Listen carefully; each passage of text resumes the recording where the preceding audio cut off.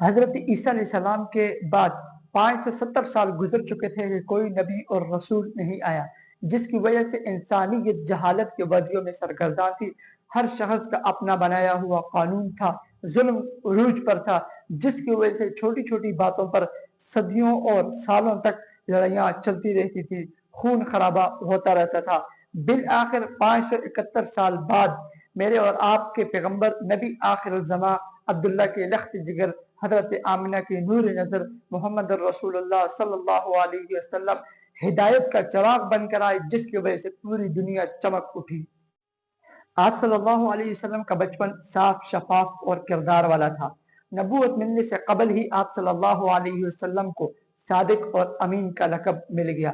40 سال کی عمر میں آپ صلی اللہ علیہ وسلم کے سر مبارک پر ختم نبوت کا تاج سجا دیا گیا تھا۔ آپ صلی اللہ علیہ وسلم نے دعوت اسلام کے ذریعے نظام عدل قائم کیا اور ہدایت کے چراغ روشن کیے، جس کی وجہ سے وہ لوگ جو سالوں تک آپس میں دشمنی کرنے والے تھے، رحماء بینہم کے پیکر بن گئے۔ وہ لوگ جو اونٹ چرایا کرتے تھے 22 لاکھ مربع میل پر حکومت کرنے والے بن گئے۔ حبشے کا بلال جب آپ صلی اللہ علیہ وسلم کے ساتھ تعلق اور نسبت رکھتے ہیں تو وہ چلتا تو زمین پر تھا، لیکن اس کے قدموں کی آہٹ آسمان پر سنائی دیتی تھی۔ قرآن مجید کے اندر اللہ تعالیٰ فرماتے ہیں لَقَدْ كَانَ لَكُمْ فِي رَسُولِ اللَّهِ أُسْوَةٌ حَسَنَةٌ کہ آپ کے لیے رسول اللہ کی زندگی ایک بہترین نمونہ ہے۔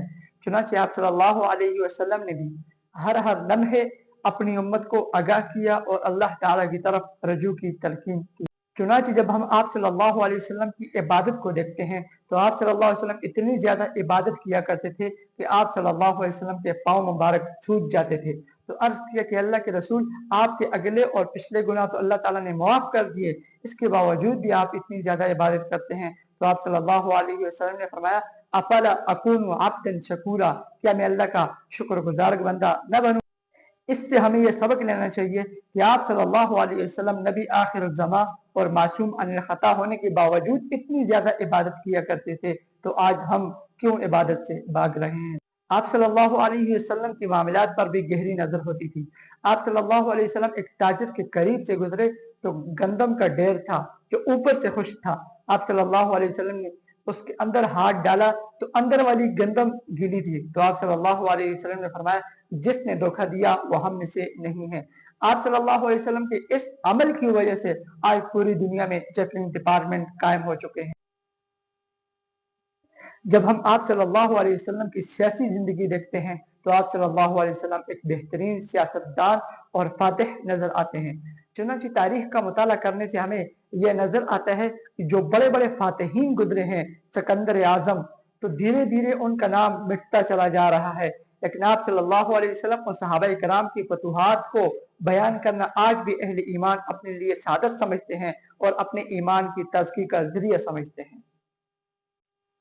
رومن امپائر کا قانون اور نظام شہرائے آفاق تھا، لیکن تاریخ کے ساتھ ساتھ وہ بھی ختم ہوتا چلا جا رہا ہے۔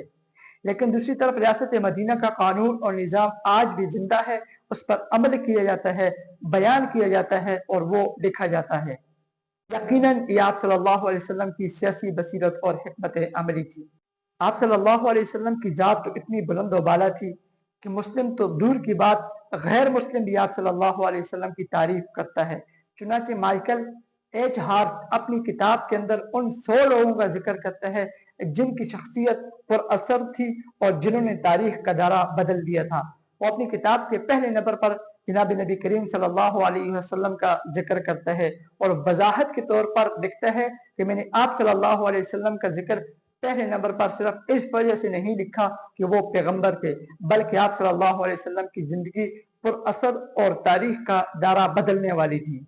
جب ہم آپ صلی اللہ علیہ وسلم کی سیرت کو پڑھیں گے تو ہمیں زندگی کے ہر شعبے میں آپ صلی اللہ علیہ وسلم کی تعلیمات رہنمائی کرتی ہوئی نظر آئے گی۔ چنانچہ 63 سال کی عمر میں آپ صلی اللہ علیہ وسلم اس دنیا سے رحلت فرما گئے اور ہم کو ایک پیغام دے گئے کہ الصلاۃ وما ملکت ایمانکم، نماز ادا کرو، نماز ادا کرو اور اپنے ماتحتوں کے ساتھ خیر خواہی اور بھلائی والا معاملہ کرو۔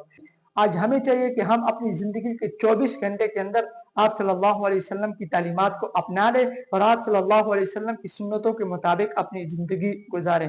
آخر میں اتنا ہی کہوں گا کہ نقش قدم نبی کے ہیں جنت کے راستے، اللہ سے ملاتے ہیں سنت کے راستے۔